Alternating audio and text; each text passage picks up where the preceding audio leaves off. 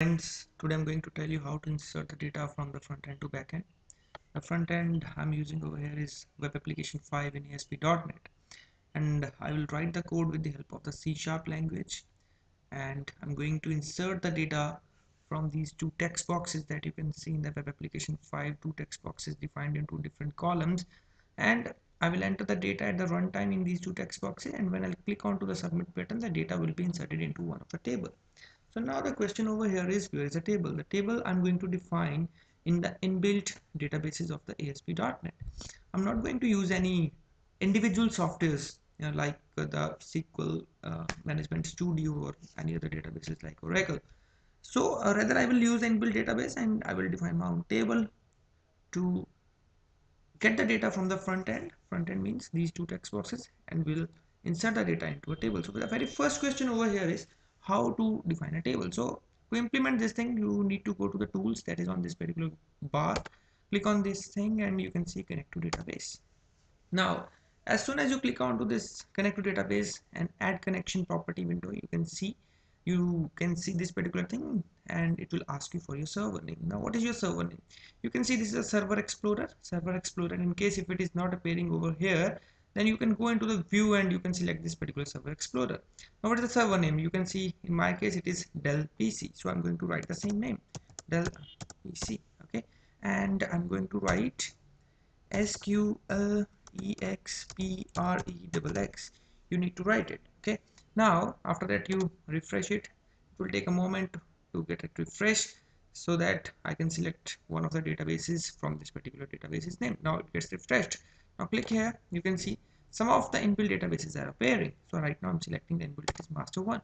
After that you can also check it for test connection. Yes, test connection gets succeeded, and you can see this OK button, and as soon as you click it onto the OK button, you can see this particular server explorer, the Dell PC SQL Express master DBO is appearing in the server explorer. So now let's write the code. First of all, what you need to do is a submit button. Okay, you can go into the properties. In the properties you can see these are the properties of this particular submit button, and these are the various events. I'm going to use this particular click event of this particular submit button. So these are the various events that are associated with this button. These are the two text boxes. I'm not going to change the name. The main prime focus is to teach you how to write the code. Okay, so let's double click this particular thing, and you can see I am redirecting into the code behind file. We call this particular file as the code behind file. So remember that whenever you need to work with the databases, these you can see using system.collection.generic, system.link, system.web, all these are the namespaces. So remember one thing, whenever you need to work with the databases, you need to include the three namespaces. So let's have a look what are these three namespaces. Okay, using, you can see sys system dot data, the very first one this thing is. After that, using sys system dot data dot SQL. Okay, and after that thing is using system system dot data dot SQL client. You can see. All right, so these are the three namespaces you need to include over here. After that, this is the button one that you can see in the designer section. Once again, I'll double click on it, and I'll be redirecting into this button one. Now the very first thing is you have to take the SQL connection. You can see SQL connection is the inbuilt class. I'm going to define the con is an object is equal to new of SQL connection, SQL SQL connection, and that's it. Okay, now we have to tell the connection string property. So how to get it? I'm going here, this is the database. I'm going into the properties section. You can see this is the property of this particular database. Can you see this connection string? I'm double clicking over here, control C. I'm going here and I'm pasting this here. Now you can see this thing, and this is an error, red line error is appearing. You just put a slash over in, it will go, and you can see the catalog master means the database that you have selected. Okay, now the second thing is, now I'm going in this particular thing. First of all, I'm going to define a table. You click on this particular arrow button, you can see the tables. There are different tables. Add new table. Right now I'm only going to define a very simple table. I'm not going to define any, I'm not going to put any kind of a primary key, just taking two columns with the data type of varchar. Okay, so let's have a look. I'm just going to take of the column name is first. Data type I'm selecting is varchar. Okay, just a moment. You can see right now it is not responding. So let's have a wait for some time. Okay, it's appearing. So I'm also allowing null, it's up to you. Second thing is first, and you can say the last. Any column name you can take, and after that is varchar 50. Okay, and after that I'm going to save it, like save table 1. You can change it like you can give a name like user. Okay, like user 1.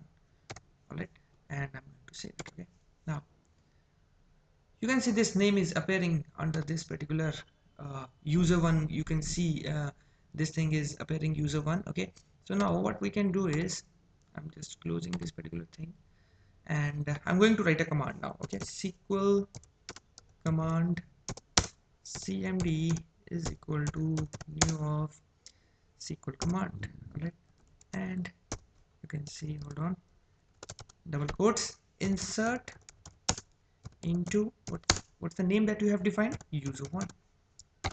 After that, values, and I'm going to define the two values. So I'm going to create a reference. The very first is at the rate of f, comma, at the rate of, the last is l. This is l, yes, it's an l, and I'm also going to pass the connection over here. Okay, that's con that you have defined is here, the SQL connection. You select the connection. Okay, press escape, and now I've done with it. Now the second thing is, now you can see cmd, this is the SQL command, dot parameters means what is the parameters for the data type that you are going to add. Cmd dot parameters dot add, you're going to put these brackets inside of this thing. The very first reference is at the rate of f.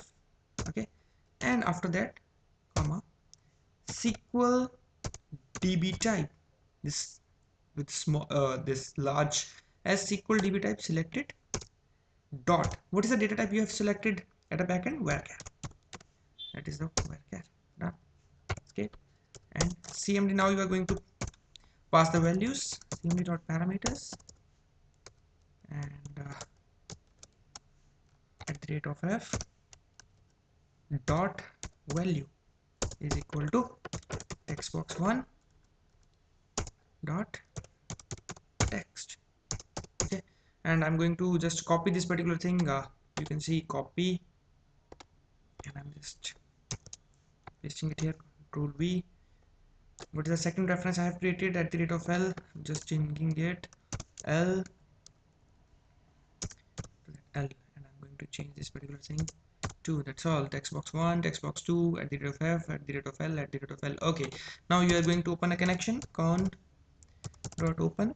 Okay, after that you're going to execute the query, cmd dot execute non-query, the function to execute the things, and con gets close, con dot close. Okay, and when my query gets executed, I want to clear the text boxes. So textbox1 dot text is equal to these empty things, textbox2 dot text is equal to empty things. All right, so I'm ready to execute the thing. So let's have a look how to execute this particular thing. Okay, so now let's have a look.